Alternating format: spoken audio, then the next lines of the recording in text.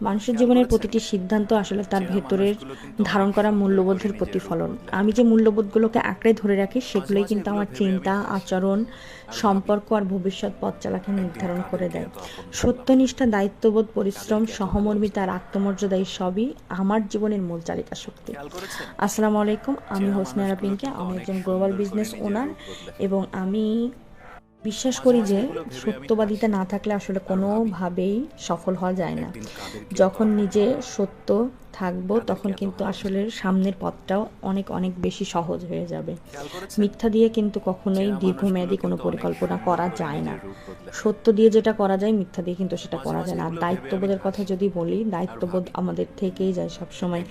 হ্যাঁ, সিদ্ধান্ত নেওয়ার ক্ষেত্রে বা যে নিজের লাভ ক্ষতি বা অন্যের উপর কেমন প্রভাব পড়বে এগুলো চিন্তা করেই কিন্তু আমাদের একটা দায়িত্ববোধ কাজ করে সব সময়।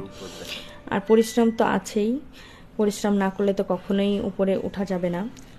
সো পরিশ্রম তো অবশ্যই অবশ্যই আমি করি, এগুলাই আমার লাইফে অনেক অনেক ভ্যালু রাখে আমার লাইফের। আর